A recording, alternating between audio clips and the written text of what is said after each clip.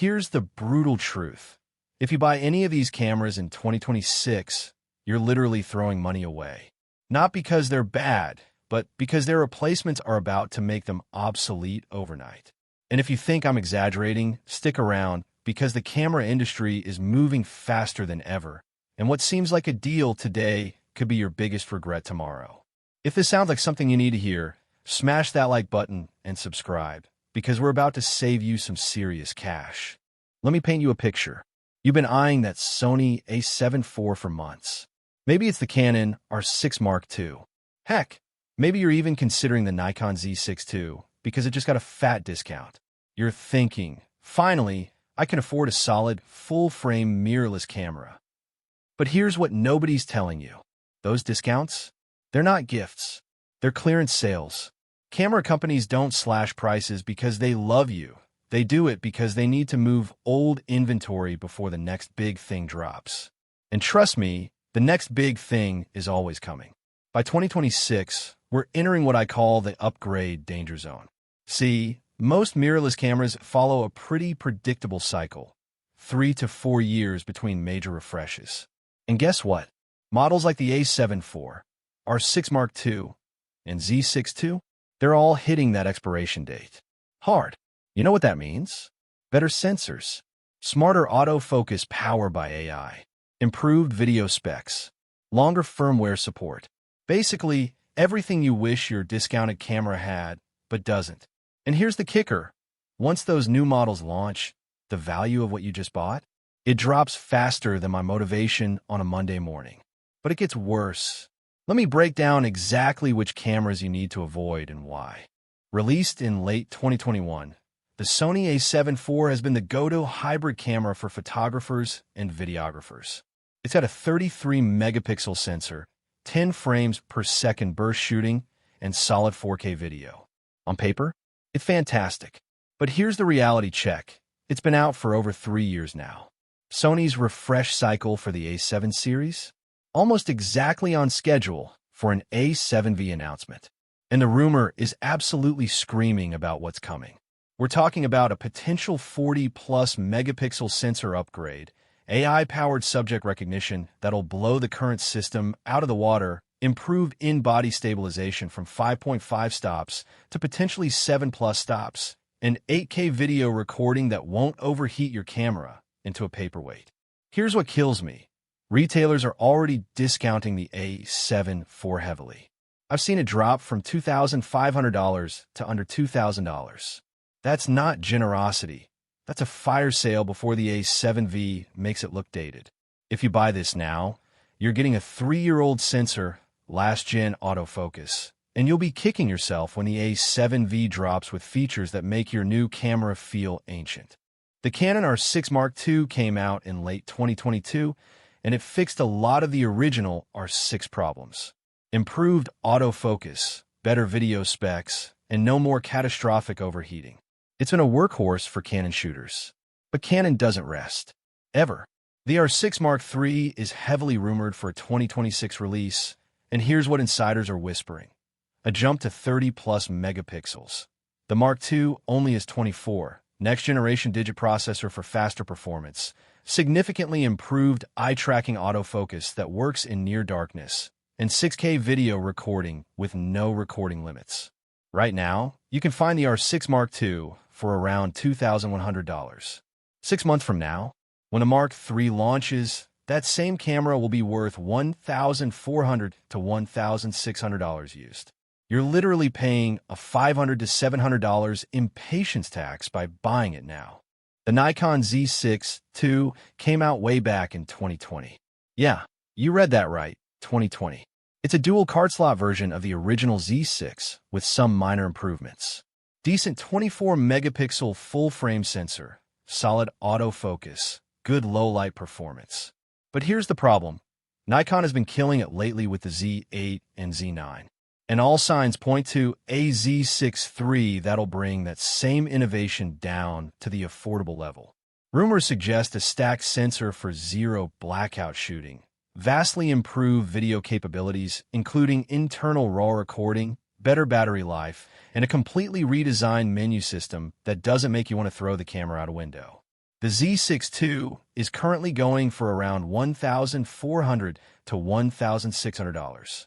That sounds like a deal until you realize you're buying 5-year-old technology that's about to be completely overshadowed. The Sony FX3 launched in 2021 as Sony's compact cinema camera. It's essentially an A7 III in a different body, designed for video professionals. Full-frame 12-megapixel sensor optimized for low light, 4K 120 frames per second recording, professional XLR audio inputs. Video pros love it, but they're also starting to wait for its replacement. Sony's cinema line moves slower than their photo cameras, but 3+ years is a long time.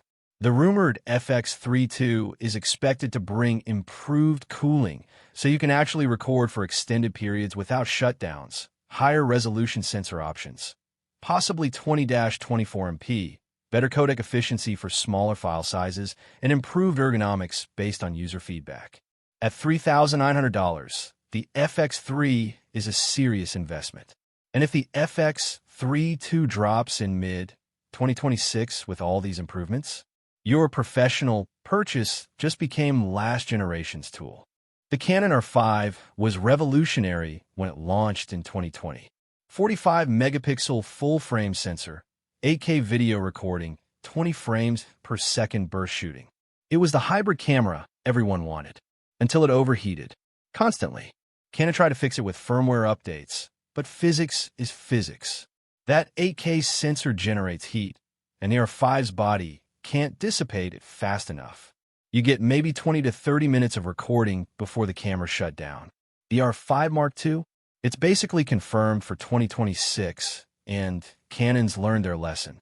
Expect completely redesigned cooling systems, possibly a built-in fan option, improved video codecs that generate less heat, and all the sensor and autofocus improvements we've seen in newer Canon bodies. The R5 currently sells for around $2,900. But why would you buy a camera famous for its biggest flaw when the fixed version is months away? The Sony A7 IV came out in 2019. In camera years, that's basically ancient history. It's a solid 24-megapixel APS-C camera with good autofocus and 4K video. But here's what it doesn't have. In-body image stabilization, a fully articulating screen, modern battery life, or any of the AI autofocus features that newer cameras have.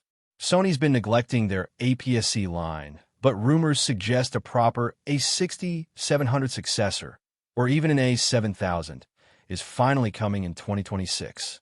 We're talking IBIS, modern ergonomics, better battery, and autofocus that actually keeps up with 2026 standards. You can find the A6400 for around $800 to $900. But you're buying a camera that'll feel outdated the moment you start using it alongside anything modern. The Nikon ZF launched in late 2023 as Nikon's retro-styled full-frame camera. It's gorgeous, I'll give it that. Classic dials, beautiful build quality, and the guts of a Z6 III inside. But pretty doesn't mean practical. The ZF prioritized looks over functionality. The grip is too small for larger lenses. The dials can be accidentally bumped, and the retro layout actually makes some features harder to access. Rumors suggest Nikon heard the feedback and a refined ZF2 is already in the works, one that balances style with actual usability. At $2,000, the current ZF is a beautiful mistake. The next version? It'll be what this camera should have been from the start. The Fujifilm X106 and Leica Q3 are in their own category. They're compact, premium, and wildly popular. The X106 has a 40-megapixel APS-C sensor and that classic Fujifilm simulation magic. The Q3 is a full-frame, fixed-lens Leica with a 60-megapixel sensor. They're also $1,600 and $6,000 respectively. Here's the thing.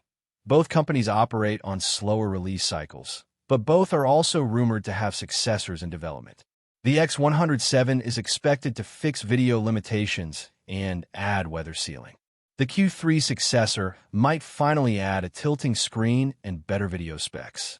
If you're spending premium money, why not wait for the premium features? So I've just told you to avoid half the camera market. Now what? If any of these cameras are on your wish list, just hold off. Check the rumor sites, places like Canon Rumors, Sony Alpha Rumors, Nikon Rumors.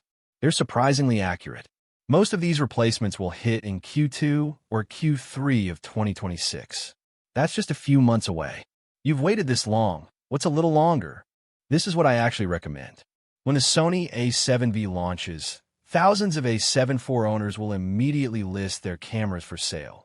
Supply floods the market, prices crater, and you can pick up a barely used body for 40 to 50% off the original price. I've done this myself. Bought a last-gen camera 6 months after its replacement launched, saved over $1,000, and got a camera with less than 5,000 shutter actuations. It's the smart play. If you absolutely need a camera now, look at models that just launched or mid-cycle. The Sony A7 IV, Canon R6 Mark II, and Nikon Z8 are all safe bets because they're relatively new and won't be replaced for at least another year or two. Look, I'm not telling you these are bad cameras. The Sony A7 IV is still an incredible camera right now. The Canon R5 is still a beast. The problem isn't quality, it's timing. In 2026, buying these cameras is like buying last year's iPhone at full price when the new one launches next week. You're paying maximum money for minimum relevance. The camera market moves fast, faster than ever before, and the companies know when their refresh cycles are coming. Those discounts you're seeing, they're not deals, they're inventory clearance. So here's my challenge to you.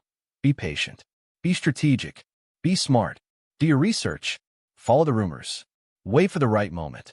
And when you do buy, make sure you're getting a camera that'll serve you for years, not months. If this video just saved you from a $2,000 mistake, hit that subscribe button. Drop a comment telling me which camera you were about to buy. I genuinely want to know. And if you found this helpful, share it with someone who's about to pull the trigger on one of these cameras. Because the best camera purchase, it's the one you don't regret. I'll catch you in the next one. Stay smart, stay creative, and remember, good things come to those who wait.